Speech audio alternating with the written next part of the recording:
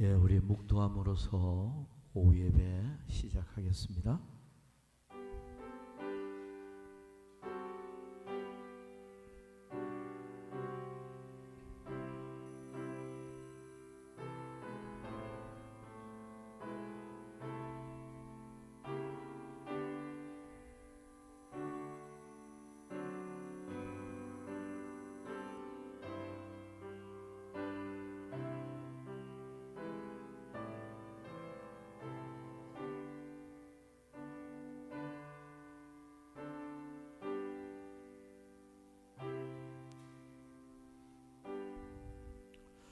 우리 하나님 아버지의 오후 시간도 이렇게 무더운 날씨 속에서도 교회당에 모여서 하나님께 영광 돌리며 예배 드리게 해주심에 감사드립니다.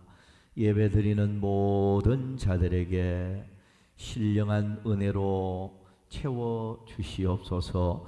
이 시간도 예배가 시작되었습니다. 끝마치는 시간까지 성령께서 임재하셔서 저희들에게 은혜 되어지는 귀한 시간 되게 하옵소서. 끝마칠 때까지 맡기었고 예수님의 이름으로 기원하옵나이다. 아멘. 자, 우리 찬송 559장 찬송합니다.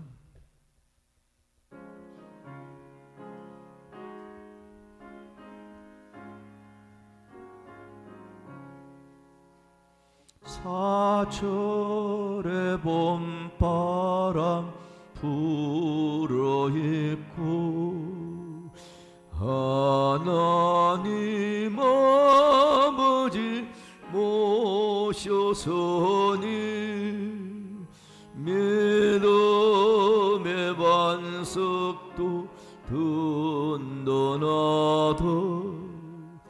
우리 집 즐거운 동산이라 고마워라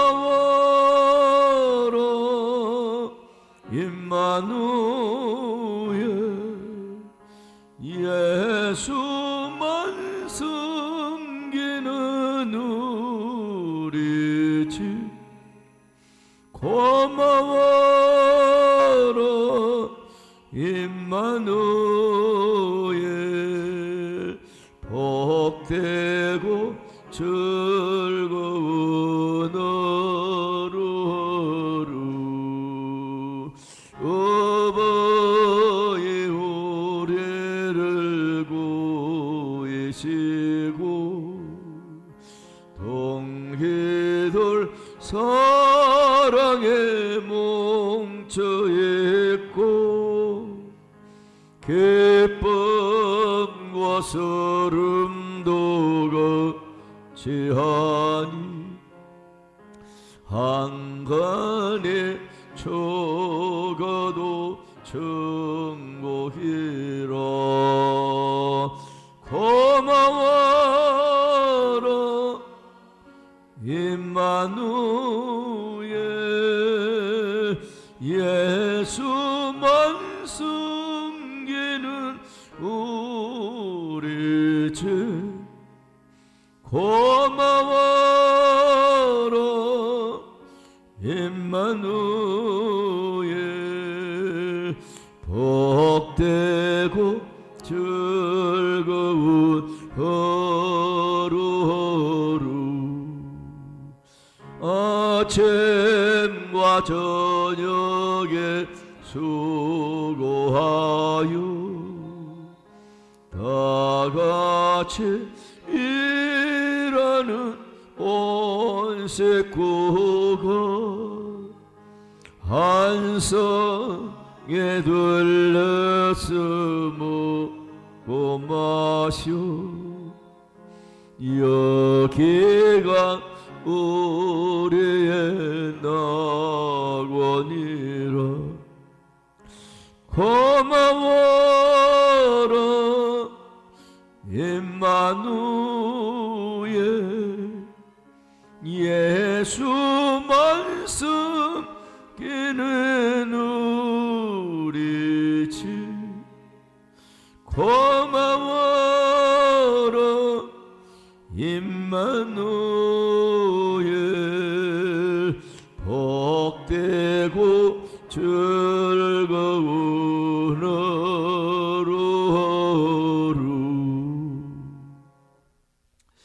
예, 우리 잠시 기도하십시다. 하나님도 모른 채, 진리를 모른 채, 소망에 대한 것을 전혀 알지 못한 채 멸망의 길로 달려가던 저희들이었는데, 끝없는 하나님의 사랑으로 성령께서 저희들을 이렇게 불러주시고 거듭나게 하사 산 소망을 바라보고 이렇게 살아갈 수 있는 보배로운 믿음 우리에게 주신 것 감사합니다. 하나님 앞에 받은 그 은혜, 그 사랑 생각하면 말로 다 표현할 수가 없고, 우리의 목숨과 모든 것을 다 드려도 주님 앞에 부족할 것밖에 없습니다. 그리고 지금까지 살아온 모든 것 하나님의 은혜 아닌 것이 없고, 만 가지 은혜와 복을 받아 살아왔습니다. 그런데도 불구하고 하나님 앞에 감사도 부족하고 우리의 헌신도 부족하고 아버지 하나님, 만 가지가 허물진 저희들이었습니다. 우리의 모든 허물을 용서하여 주시기를 원합니다. 마지막 때에 하나님이 저희들을 쓰기 위해 불러주셨으니 저희들을 성령 충만케 하시고 은혜로 충만케 하시고 그 믿음 주시고 또한 육체의 건강도 주시고 물질도 붙여주시고 사람도 붙여주시고 모든 여건을 만들어 주셔서 우리의 남은 달려갈 길이 하나님 앞에 아름다운 복음의 열매를 많이 맺을 수 있도록 도와주시기를 원하오며, 아버지 하나님의 거룩한 뜻이 하늘에서 이루어진 것처럼 저희들을 통해서도 땅에서 이루어질 수 있도록 우리 하나님이 저희들을 온전히 간섭하여 주시기를 원합니다. 아버지 하나님, 특별히 이 나라의 민족을 위해서 기도합니다. 하루속히 주여 이제 휴전선이 무너지게 하시고 평화 통일을 주께서 앞당겨 주시기를 원합니다. 북한의 독재 정권이 완전히 허물어지게 하시고 우리 조국 통일이 되어져서 그야말로 이 대한민국이 참으로 세계 열방의 어떤 복된 나라 되게 하시고 남북이 마음껏 왕래하며 또 경제가 크게 되살아나고 북녘 땅에도 이렇게 교회를 세우고 진리운동을 일으킬 수 있도록 우리 하나님이 도와주시기를 원합니다. 세계의 모든 나라들 중에 오직 대한민국만이 분단되어져 있사오니 이 나라를 긍휼히 여겨주셔서 하루속히 하나 되어지는 통일조국 이룰 수 있도록 우리 하나님이 축복하여 주시옵소서.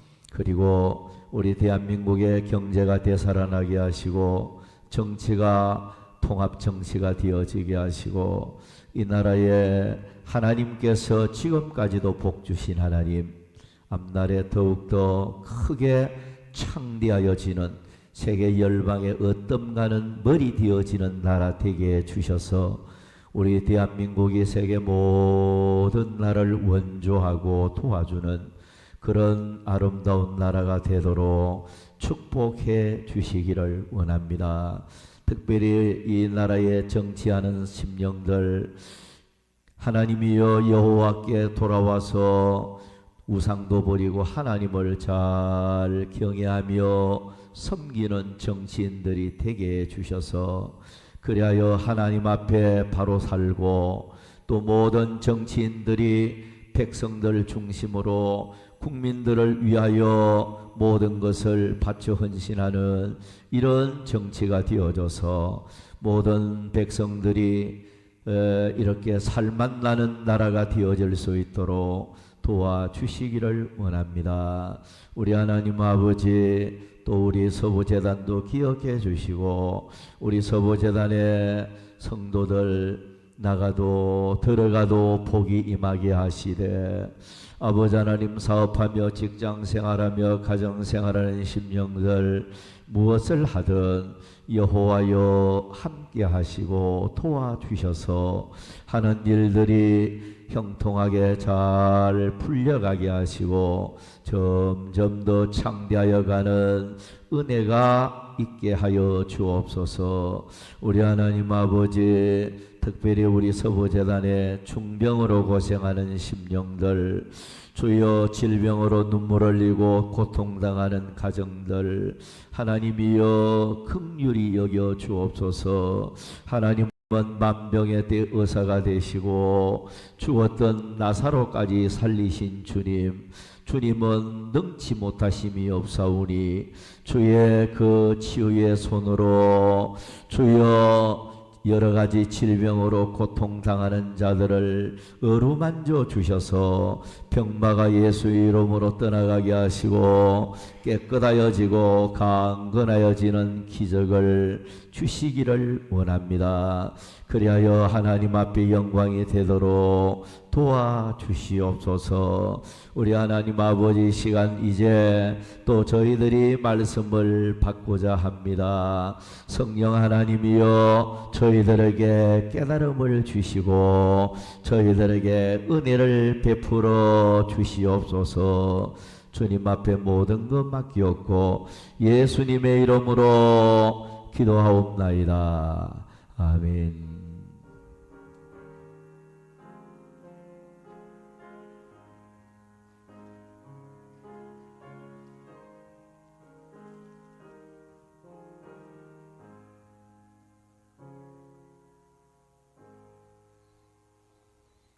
예, 성경 말씀 보겠습니다. 창세기 2장 8절 한 절만 보도록 하겠습니다. 여호와 하나님이 동방의 에덴의 동산을 창설하시고 그 지으신 사람을 거기 두시니라. 아멘.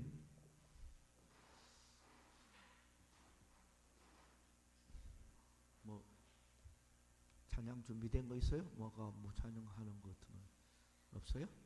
네.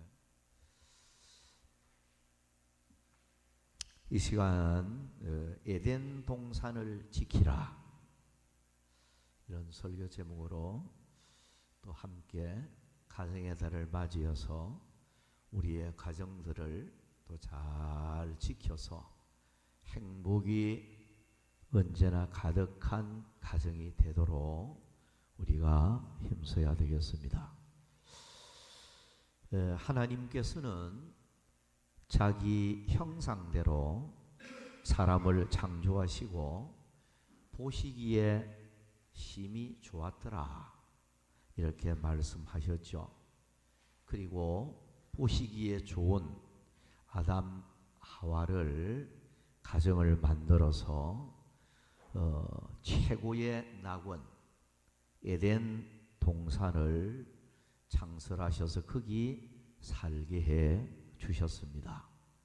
그리고 복을 주시며 생육하고 번성하여 땅에 충만하라, 땅을 정복하라, 이렇게 에덴 동산에서 아담 하와의 가정에 마음껏 복을 누리도록 해 주신 하나님을 보게 됩니다. 여기 에덴 동산이라는 말을 이래 보면, 동산하면 히브리어를 보면 깐이라는 말로 써요. 깐이라는 것은 울타리를 치라 혹은 보호하다, 이런 뜻을 가지고 있습니다. 그러니까 에덴 동산할 때 하나님이 특별히 울타리를 쳐가지고 하나님께서 만드신 그 아담 하와의 가정을 보호하는 복을 깐이라는 용어로 썼고요. 그리고 여기 에덴 할 때 히브리어를 보면 베덴이라고 되어 있어요. 베덴이라는 말은 즐거운 땅 혹은 아름다운 곳 뭐 이런 의미를 가지고 있어요. 그러니까 자 에덴 동산 할 때 깡 베덴이라는 이 낱말을 가만히 보면 하나님이 특별히 울타리를 이래 쳐가지고 아담 하와의 가정을 사랑으로 보호하면서 에덴 동산의 즐거운 땅 그리고 정말로 기쁨이 있는 아름다운 이런 에덴 동산에서 행복을 마음껏 누리며 살도록 그렇게 만들어 주셨던 거예요. 그래서 이 에덴 동산을 라틴어 번역 벌게이트 성경은 이곳을 어떻게 표현했는가 하니까 기쁨의 낙원으로 번역을 했어요. 기쁨의 낙원. 에덴 동산 할 때 하나님이 기쁨의 낙원 생활을 하도록 그렇게 만들어 주신 거예요. 그러면 최초 인간인 최초 가정인 아담 하와의 가정을 하나님은 사랑으로 울타리를 치고 기쁨의 낙원 아름다운 곳 그야말로 최고의 그런 장소에서 아담 가정이 행복을 마음껏 누리도록 그렇게 주셨다는 거죠. 그러면 우리 하나님은 오늘날 또 마찬가지라는 거예요. 성도의 가정이 기쁨의 낙원 생활, 에덴 동산 같은 행복이 가득한 생활, 그런 생활을 하기를 원하고 있는 거예요. 그런데 왜 가정에 이 낙원 생활이 되지를 못하고 기쁨과 행복의 삶이 되지를 못하고 참 불행한 가정이 되어지고 가정이 파괴가 되어지고 그런 참 어떻게 보면 우리가 이 세상 사는 동안에 언제나 행복하게만 살아야 되는데 그러지를 못한 이런 가정이 왜 그렇게 되어지는가 이런 것을 우리가 한 번쯤은 생각해 볼 문제가 있다 이런 생각이 듭니다. 자, 이 시간 에덴 동산을 지키라. 하나님께서 주신 최고의 낙원, 기쁨과 행복의 그런 에덴 동산을 아담 하와가 잘 지켰더라고 하면 얼마나 행복한 그런 삶을 부족함이 없는 삶을 살았겠습니까? 그런데 에덴 동산을 지키지 못했기 때문에 그들에게는 불행이 찾아온 거죠. 그러면 오늘을 살아가는 우리들도 에덴 동산 같은 가정을 잘 지켜나가야 됩니다. 하나님이 이루어 주신 에덴 동산 같은 우리 가정의 동산을 우리가 잘 지켜나가야 에덴 동산의 낙원의 이 기쁨의 그런 생활을 할 수 있다 하는 교훈을 받게 됩니다. 자, 에덴 동산을 지키라. 한 세 가지 말씀을 드리도록 하겠습니다. 자, 첫째는 뱀은 마귀를 가리키죠. 뱀이 에덴 동산을 헐지 못하도록 지켜야 합니다. 창세기 3장 4절 5절 말씀에 보면 뱀이 여자에게 이르되 너희가 결코 죽지 아니하리라. 너희가 그것을 먹는 날에는 너희 눈이 밝아져 하나님과 같이 되어 선악을 알 줄 하나님이 아심이니라. 자, 여러분 뱀 마귀는 에덴 동산을 헐어버렸습니다. 행복 낙원을 파괴시킨 대상이 이 뱀이잖아요. 고린도후서 11장 3절에 보면 뱀이 그 간계로 하와를 미혹한 것 같이 너희 마음이 그리스도를 향하는 진실함과 깨끗함에서 떠나 부패할까 두려워하노라. 그러니까 뱀 마귀가 에덴 동산에서 하와의 가정을 미혹해서 결국 행복 낙운을 헐어버렸잖아요. 마찬가지로 오늘날도 뱀 마귀에게 미혹을 받고 부패하면 가정의 행복 낙운이 허물어진다. 그런 말씀이 되겠습니다. 요한계시록 12장 9절에 보면 큰 용이 내쫓기니 옛 뱀 곧 마귀라고도 하고 사탄이라고도 하며 온 천하를 깨는 자라. 그가 땅으로 내쫓기니 그의 사자들도 그와 함께 내쫓기니라. 옛 뱀 마귀는 행복의 낙원 에덴 동산을 헐어버렸고 기쁨과 즐거움의 낙원을 헐어버렸고 아담 가정의 행복 동산을 완전히 무너뜨렸습니다. 그래서 뱀 마귀는요, 헐어버리는 역할을 한다는 거예요. 그래서 마귀는 때로는 우리의 믿음을 헐어버립니다. 가정의 행복 동산을 헐어버립니다. 축복의 열매가 맺지 못하도록 헐어버리는 역할을 뱀 마귀가 한다는 거예요. 그래서 헐지 못하도록 잘 지키는 역할을 우리가 해야 돼요. 나라를 군인들이 파수하고 지키듯이 가정 동산은요, 가족들 일원이 잘 지켜야 돼요. 가족들이 가정의 동산이 허물어지지 않도록 잘 지키는 역할을 해야 된다는 거예요. 아가서 2장 15절에 보면 우리를 위하여 여우 곧 포도원을 흐는 작은 여우를 잡으라. 우리의 포도원에 꽃이 피었습니다. 포도원은 우리 삶의 현장을 가리켜요. 포도원은 우리 신앙의 현장입니다. 우리 가정의 현장이고 또 포도원에 꽃이 피었다는 것은 머지않아서 축복의 열매가 맺게 되어 있다는 거예요. 그런데 이걸 여우가 자꾸 헐어버린다는 거예요. 그렇습니다. 여우 같은 마귀는 포도원을 헐어버립니다. 가정을 헐어버려서 축복의 열매를 추수하지 못하도록 헐어버리는 거예요. 이런 면에서 오늘 가정들이 행복 동산을 지키고 축복의 열매를 추수하기 위해서는 여우, 마귀, 뱀, 유혹을 잘 이겨내야 돼요. 헐어버리지 못하도록.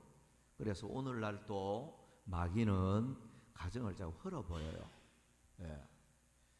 그래서 가정 행복이 파괴가 되도록, 가정의 즐거움과 행복이 사라지도록, 가정이 축복의 열매를 맺지 못하도록 뱀 마귀는 어떻게 하든지 가정에 흘러버리는 역할을 한단 말이에요. 이런 면에서는 우는 사자같이 삼킬 자를 찾는 마귀를 가정이 잘 이겨내야 됩니다. 그래서 가족들이 사탄을 이기고 시험을 이기고 가정을 기도하면서 잘 이겨나가야 돼요. 그럴 때 가정이 허물어지지 않고 가정이 하나님 앞에 행복 동산을 지키면서 축복의 열매를 많이 맺게 되는 그런 가정이 될 수가 있습니다. 두 번째로 넘어가서 에덴 동산을 지키려면 말씀을 사수해야 합니다. 창세기 2장 16절 17절 여호와 하나님이 그 사람에게 명하여 이르시되 동산 각종 나무의 열매는 네가 임의로 먹되 선악을 알게 하는 나무의 열매는 먹지 말라. 내가 먹는 날에는 반드시 죽으리라 하시니라. 자, 하나님께서 아담 하와의 가정을 에덴 동산에서 마음껏 행복을 누리며 살 수 있도록 하기 위해서 하나님께서 음명을 내렸어요. 그게 선악을 알게 하는 이 열매는 먹지 말라. 네가 먹는 날에는 반드시 죽으리라. 이렇게 말씀하셨어요. 그런데 이 말씀을 원문을 가만히 보면 우리 한국 성경하고는 전혀 조금 다른 면을 보게 돼요. 우리가 한국 성경을 읽으면서 하나님께서 먹지 말라, 뭐 우리 예사롭게 받아들일 수 있는데요. 근데 히브리어를 가만히 보면 여기 보면 먹지 말라. 이 로토칼이라고 된 로는 가장 강하게 금할 때 쓰는 용어예요. 로를 쓰는데요. 먹지 할 때는 토칼이라는 용어를 썼는데 미알료형으로 썼는데요. 여기 로토칼이라는 용어를 쓸 때 가장 강한 금지를 가리켜요. 그러니까 뭐 보통 그냥 예사롭게 먹지 말라 이 정도가 아니에요. 이거는 절대 먹지 말라. 하나님께서 아주 강하게 말씀하셨어요. 절대 먹지 말라. 그러면서 먹는 날에는 그랬는데, 먹는 날에는 이 말을 원문을 가만히 보면 먹는 즉시라는 말로 해석을 할 수가 있어요. 먹는 즉시, 내 말을 어기고 먹는 즉시 어떻게 되느냐? 여기 반드시 죽으리라. 이 말은 반드시 너는 망한다. 먹는 즉시 너는 망한다. 죽는다. 이제 그런 말씀을 하셨어요. 이 정도로 하나님께서 강하게 아담 하와에게 명을 내렸으면 와, 이거는 절대 먹어서는 안 되는 거네, 큰일 나는 거네, 이래 돼야 되는데 아담 하와가 그 하나님의 강하게 금지하고 있는 그 명을 어기고 결국 말씀을 범하고야 말았던 거죠. 자, 여기에서 이제 에덴 동산의 행복은 와르르 다 무너져 버렸어요. 오늘날도 꼭 마찬가지예요. 가정이 정말로 행복 동산을 잘 지키려고 하면 하나님의 말씀부터 지켜나가야 돼요. 오늘 오전에 잠시 말씀처럼 하나님은 우리에게 행복을 위하여 이 명령을, 율법을 주셨다고 그랬어요. 그러면 하나님의 명령, 율법은 우리 행복을 위해서 주신 거예요. 그러니까 행복을 위해서 주신 이 말씀을 우리가 읽고 듣고 지키는 것이 복이 있고, 이 말씀을 어떻게든지 내 가정이 지켜나갈 때 하나님이 우리의 가정을 에덴 동산처럼 기쁨의 낙원 생활을 하게 하고 아름다운 행복 동산을 만들어 준다는 거예요. 근데 오늘날 교인들이 여기에서 뭔가 미스를 해요. 하나님의 말씀을 자꾸 사수를 못해요. 하나님 말씀 범해버리고 말씀 저버리고 우리의 가정이 살아가는 모습들이 말씀 따라 안 살고 내 인간의 생각대로 자꾸 살려고 하는 거예요. 그러면 어떻게 되어지느냐? 아담 하와는 에덴 동산을 지키지 못했기 때문에 낙원이 파괴가 되어지고 불행이 찾아오고 고통이 찾아오고 저주가 찾아오고 했잖아요. 왜 그랬습니까? 말씀을 사수를 못했단 말이에요. 네? 하나님께서 절대로 이건 하면 안 된다, 이 정도로 강하게 말씀하셨다니까요. 로토칼, 이 절대로 이거는 먹으면 안 된다. 이거 먹으면 반드시 바로 죽는다, 바로 망한다. 그 정도까지 아담 하와에게 강하게 명을 하셨어요. 그래, 저 말씀만 지키자. 이렇게 했으면 낙원 생활을 하고 아담 하와가 얼마나 행복했겠습니까?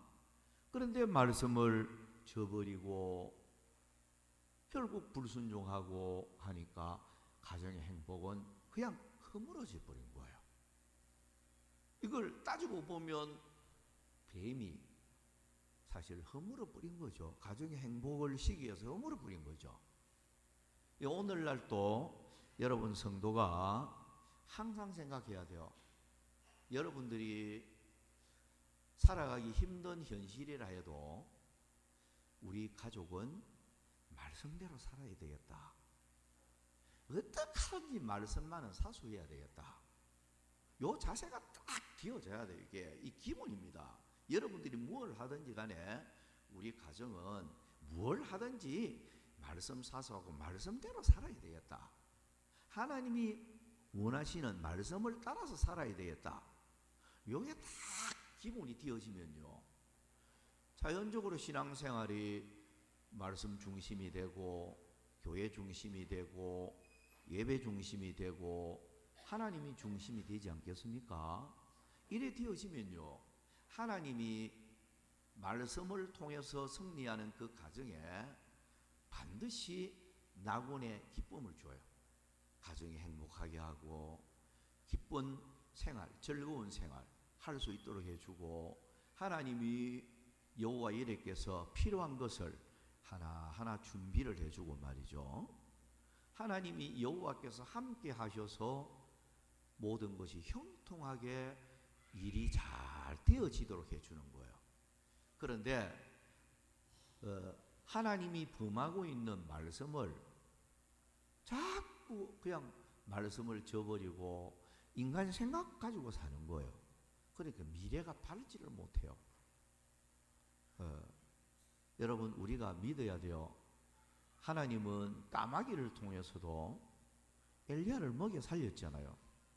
이거는 이적으로 먹여 살렸다는 거죠. 오병이어의 역사도 그렇고 사르밧 가부의 가정에 3년 6개월 동안 기근시에 모든 사람들이 굶어 죽어가는 가운데서도 사르밧 가정에 먹고 남아 돌아가도록 하나님께서 모든 것을 공급해 주셨잖아요. 그렇다고 하면 오늘날 또 마찬가지예요. 여러분들이 가정생활을 할 때 정말로 어떤 어려운 현실이 와도요, 우리 가족은 말씀대로 살아야 되겠다. 하나님이 명령하는 대로 우리 가정을 꾸려 나가야 되겠다. 말씀 중심의 가정을 만들어야 된다는 거예요. 만들면요, 여러분들의 미래는 대단히 밝다. 그러면 여러분들이 말씀 앞에 바로 딱 서서 말씀 사수하면서 여러분 가정이 그래 살라고 하면 하나님이요, 자녀들이 잘 풀리게 합니다. 뭘 하든지 하나님이 일이 잘 풀려가도록, 손으로 하는 모든 일이 형통하도록 하나님의 능력의 큰 손이 눈에 보이지 않지만은 우리 가정에 개입이 되는 거예요. 하나님의 큰 손이 눈에 보이지 않지만은 개입이 되어질 때 우리의 가정들은 대단히 밝은 미래가 되어질 수 있다 하는 것을 우리가 교훈을 받게 됩니다. 그래서 하나님의 말씀 따라 살 때 성경에 보면 모든 기적은 말씀 따라 살 때 기적이 나타나서요. 예를 들어서 몇 가지만 한번 우리가 생각해 보더라도 오병이의 이적도 순종할 때 나타났지요. 베드로가 물고기를 많이 잡고 153마리 갑자기 잡은 이적이 나타난 것도 말씀에 의지하여 그물을 내리다. 말씀에 의해서 하니까 또 나타났죠. 나아만 장군이 나병이 이적으로 나아진 것도 말씀에 순종해서 요단강에 7번 내려가니까 나타났죠. 여리고성이 무너진 것도 말씀에 무조건 순종하니까 나타났죠. 홍해 바다가 갈라진 것도 그렇고, 여러분 성경에 나타나는 이 놀라운 하나님의 큰 능력이 나타나서 이적이 나타난 게요, 한마디로 전부 다 말씀에 의지해서 순종할 때 나타났어요. 예. 근데 우리는 때때로 이제 가정에 하나님께서 이적을 일으키고 하나님께서 우리 가정에 큰 복을 주셨으면 좋겠다. 갈망하는 마음은 있어요. 다 그 마음 없으면 또 뭐 되겠습니까? 다 있어야 되겠죠. 우리의 가정은 정말로 하나님의 막 큰 축복도 받고 응답도 받고 그래서 우리의 가정이 보다 더 미래가 더 형통하고 더 잘 됐으면 좋겠다. 바라기는 바라는데 근데 우리가 자꾸 잔물이 굴리고 인간 그냥 사고방식 가지고 그냥 살아가는 거예요. 하나님 말씀은 말씀이고 내 삶은 내 삶이고 자꾸 뭔가 이래 되어지는 거예요. 뭔가 일치가 되어져야 되는데 심지어는 하나님 말씀을 목사에게 듣고 배우면서도 목사님 말씀은 목사님 말씀이고 우리 가정생활은 우리 가정생활이고 따로따로 놀아버려요. 이제 이러면 절대 안 돼요. 하나님의 말씀은 제가 반드시 여러분들이 분명히 말씀을 했습니다. 하나님이 우리에게 말씀을 주신 목적이 우리 행복을 위해서 주셨어요.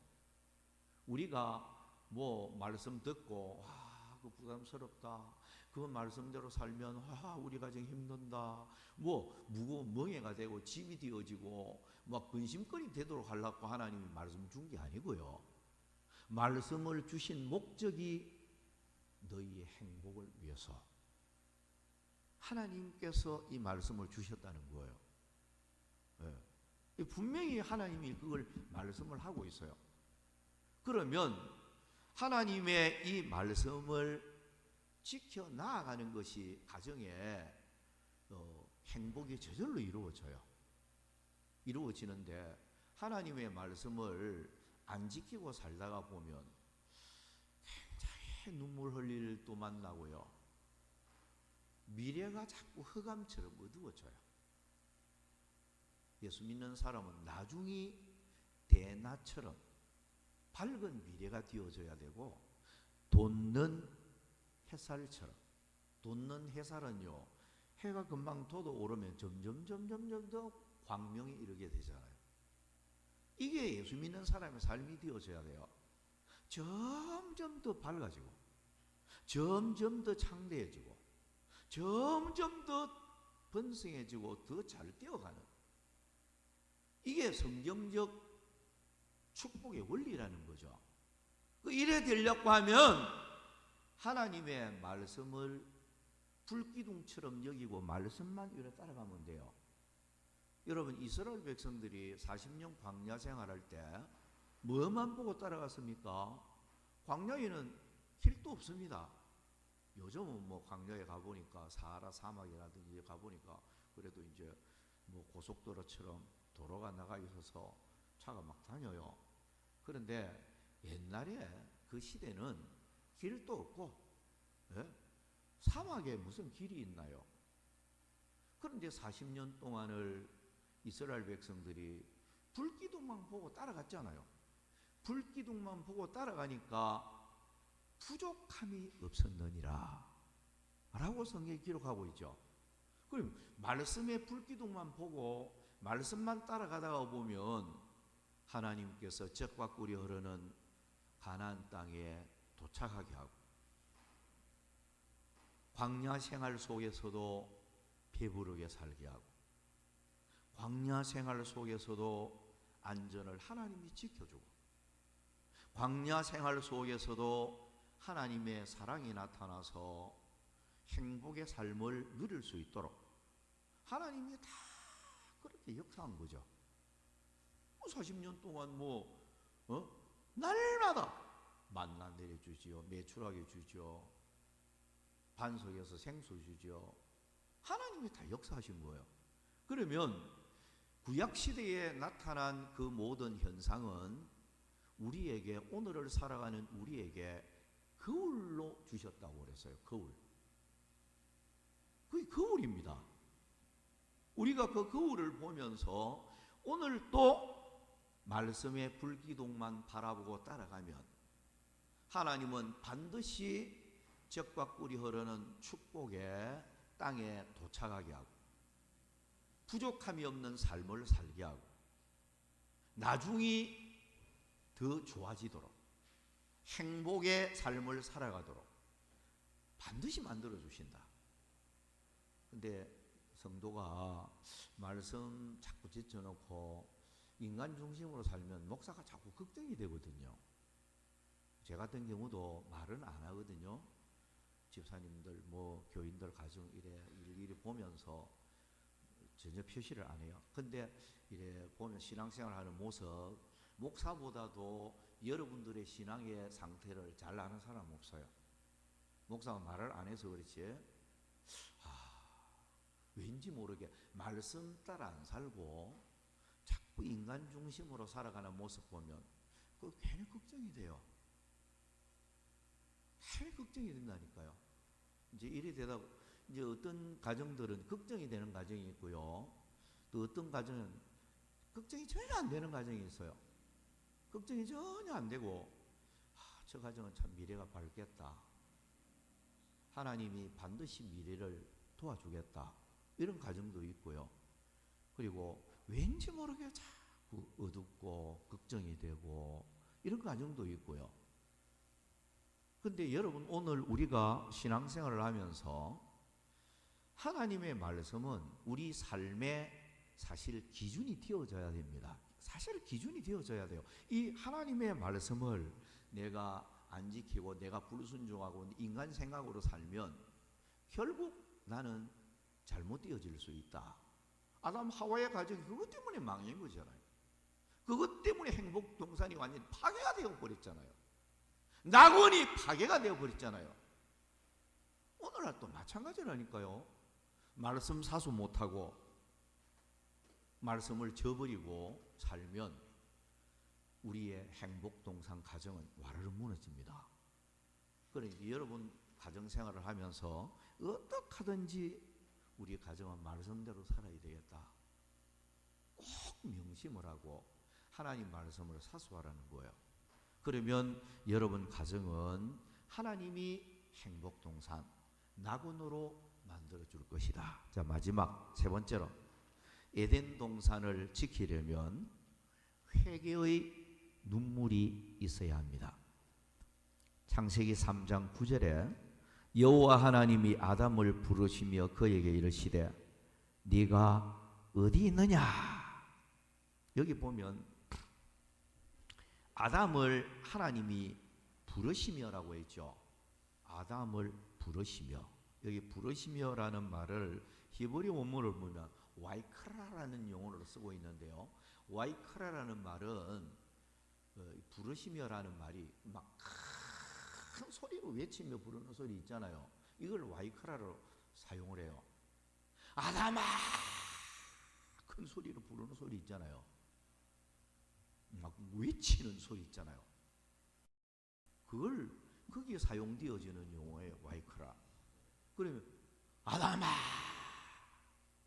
네가 어디 있느냐? 뭐 아담이 지금 어디 숨어 있는지 몰라서 찾는 거예요? 아담이 어디에 숨어 있는지 모르고 아담이 어떤 행편에 있는지 전혀 모른 채 아담아 네가 어디 있느냐고 막 지금 찾고 있는 거예요? 아니에요. 하나님은 아담이 지금 무슨 죄를 짓고 있고 어디에 숨어 있고 뭐 하나님의 얼굴을 두려워서 지금 어떤 모습으로 지금 숨어서 벌벌 떨고 있는 거 하나님 다 알고 있어요. 다 알고 있으면서 큰 소리로 외치면서 아담아 네가 어디 있느냐. 왜 이렇게 찾고 있는 거예요?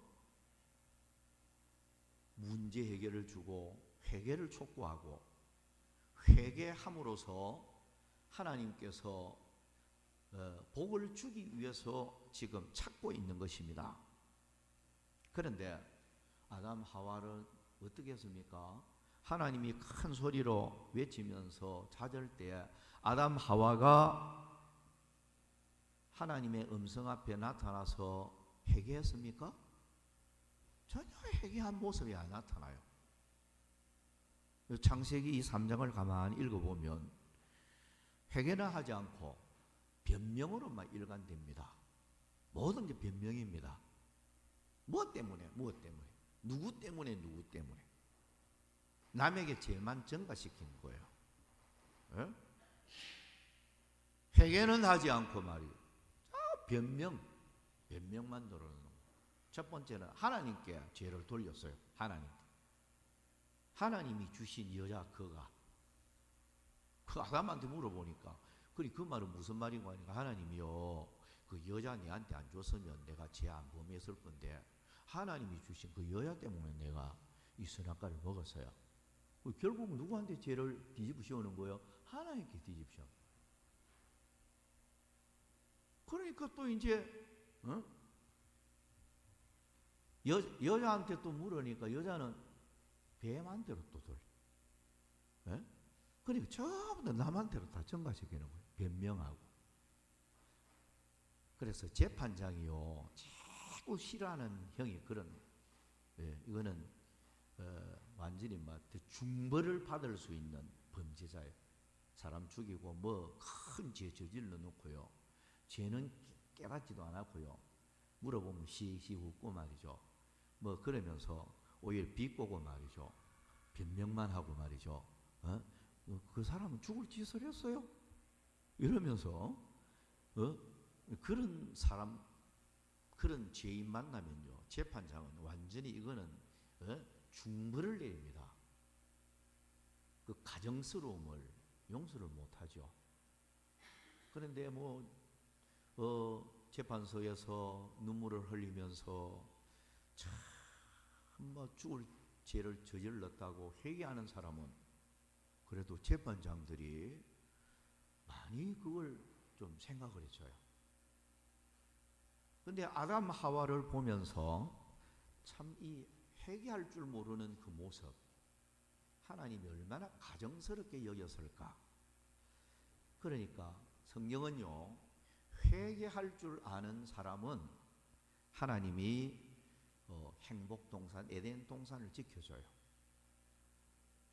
마태복음 5장 4절에 애통하는 자는 복이 있나니 그들이 위로를 받을 것이며 라고 했고 시편 51편 17절을 보면 하나님께서 구하시는 제사는 상한 심령이라 하나님이여 상하고 통회하는 마음을 주께서 멸시하지 아니하시리이다 라고 했고 시편 32편 1절에는 허물의 사함을 받고 자신의 죄가 가려진 자는 복이 있도다 라고 했습니다. 잠언 28장 13절에는 자기의 죄를 숨기는 자는 형통하지 못하나 죄를 자복하고 버리는 자는 불쌍히 여김을 받으리라.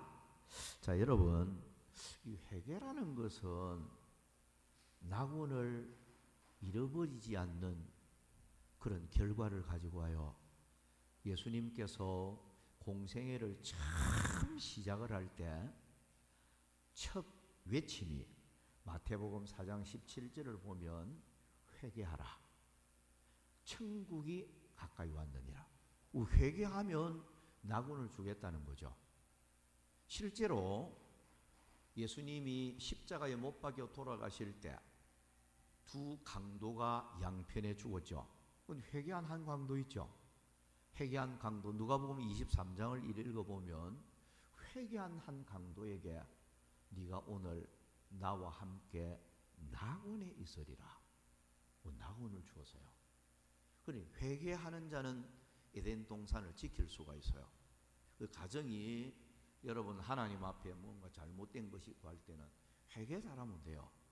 하나님 앞에 내 가정의 죄악을 회개하고 하나님 앞에 철저히 회개하면서 하나님 앞에 또 바로 서려고 할 때 하나님은 그 에덴 동산의 낙원의 기쁨을 잃어버리지 않도록 하나님이 복을 주시는 거예요.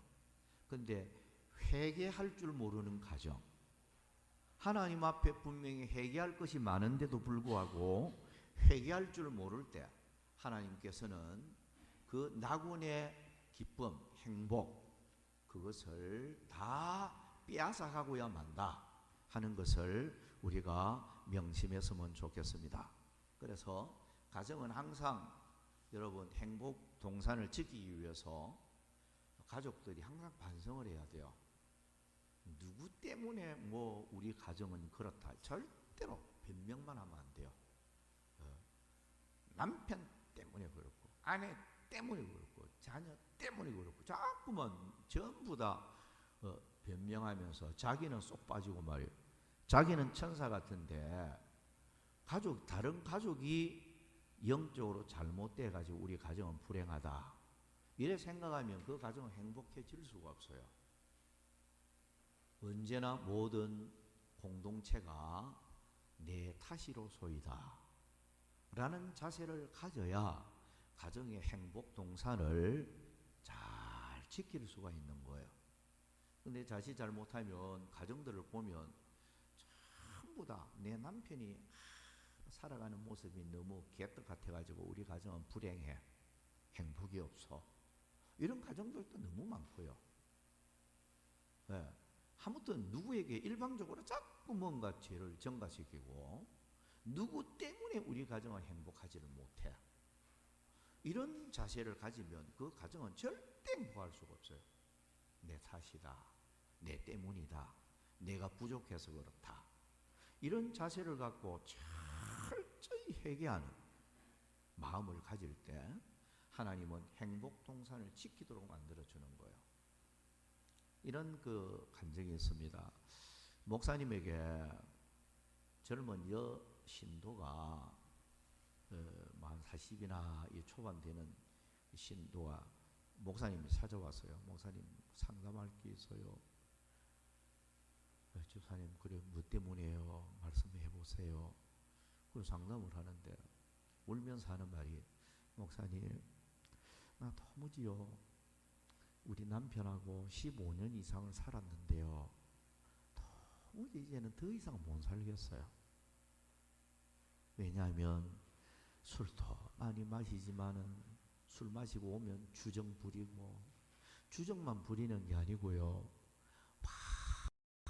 막 개패듯이 때려가지고 구타도 하고요, 막 듣지 못할 막 온갖 욕설도 퍼붓고, 내 남편이 예수 안 믿는 것까지도 뭐 조금 그렇는데요, 뭐 이렇게 하니까 지금까지 내가 15년 이상을 내가 참고 살아왔는데요, 목사님, 내 신앙 때문에 참고 했는데 도무지 안 되겠습니다. 목사님, 이제는 내가 이혼하고 헤어져야 될 것 같아요. 그 목사님은 울면서 그러니까 목사님 가만히 듣고, 아유, 집사님 소리 듣고 나니까 그렇네요. 예, 집사님, 그럼 뭐 헤어지십시오. 헤어지는데 내 말 듣고 내 시키는 대로 하고 하면 헤어지라고. 그러면서 뭐라고 하는 거니까, 헤어져도 집 나가도 한 달 후에 나가라. 한 달 후에 나가는데 한 달 동안 어차피 그럼 집사님 지금까지 참다가 이제 뭐 헤어지려고 마음 먹었잖아, 그죠? 그러면 한 달 동안만 집사님 집에 아내라고 생각하지 말고, 집사님이 아내라고 생각하지 말고 하나님이 특별히 보낸 선교사라고 생각을 하고 한 달 동안을 정말로 사랑으로 남편 섬기라. 한 달 동안 남편에게 말도 예쁘게 하고, 한 달 후에는 네 남편 버리고 이제 집 나가야 되니까, 다 버리고 가야 되니까 남편에게 최고의 서비스를 해라.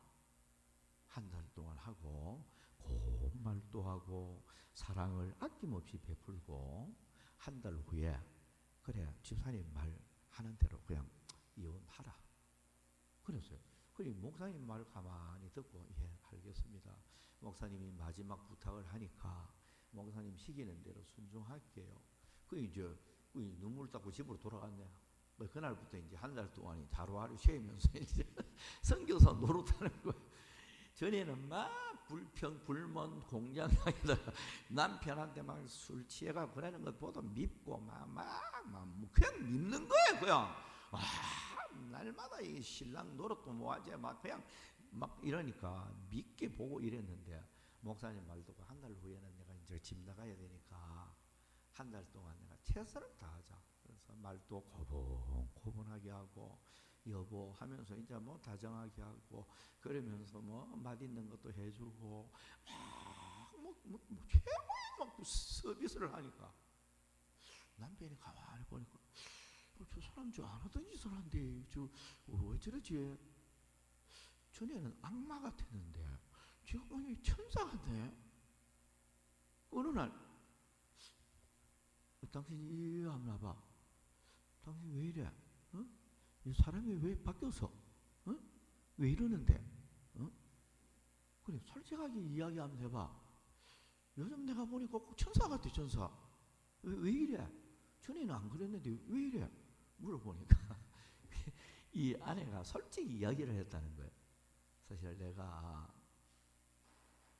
15년 동안을 당신 밑에서 참다가 도무지 안 돼서 당신도 버리고 가정도 버리고 예언하고 나 집 나가려고 했다. 그래서 목사님에게 마지막 내가 한마디 하고 목사님한테 말도 안 하고 떠나버리면 안 되니까 마지막 말하고 떠나려고 하고 목사님한테 말을 했더니 목사님이 한 달 동안만 최선을 다해서 남편에게 잘해라. 선교사라고 생각하고 사랑으로 섬기고 남편에게 최고로 잘해주라. 그래서 내가 지금 이렇게 하고 있다. 있는 이야기를 그대로 했다는 거예요. 그러니까 남편이 가만히 듣더니 아니 세상에 교회가 그런 것도 가르쳐주나? 교회가 그런 걸 가르쳐주나? 그러면 나 교회 나가겠다. 가정의 행복을 위해서 그런 것도 가르쳐주나? 그러면서 이 남편이 마음이 싹 편하더니 아내 따라 교회를 나오더라는 거야. 그날부터 사람이 바뀌기 시작하더니 술, 담배 끊고 욕하고 주정 부리고 하던 것도 사라지고 하나님이 그 가정을 완전히 에덴 동산처럼 만들어 주시더라 하는 간증입니다. 그 어떻게 보면 아내가 전혀 안 바뀌었으면 남편도 그렇게 바뀔 수 있었을까 이런 생각이 들고요. 그런 면에서는 가정은 다 바뀌어야 되구나. 일방적으로 술 마시고 주정 부리고 욕하는 남편만 바뀌어야 되는 게 아니고 아내도 바뀌니까 가정이 이렇게 아름다운 행복 동산이 되는구나. 내가 여러분들이 알다시피 울릉교회에 있었잖아요. 울릉교회 5년 3개월 동안 목회를 하고 이제 울산으로 여기 왔잖아요. 근데 지금 그 장로님 중에 정원직 장로님이 계셔요. 정원직 장로님이 술도 많이 마시고요. 옛날에 교회 안 나올 때 그 부인은 교회 열심히 나와서 막 방언도 하고 막 기도도 하고 막 열심히 막 이런 스타일이었어요.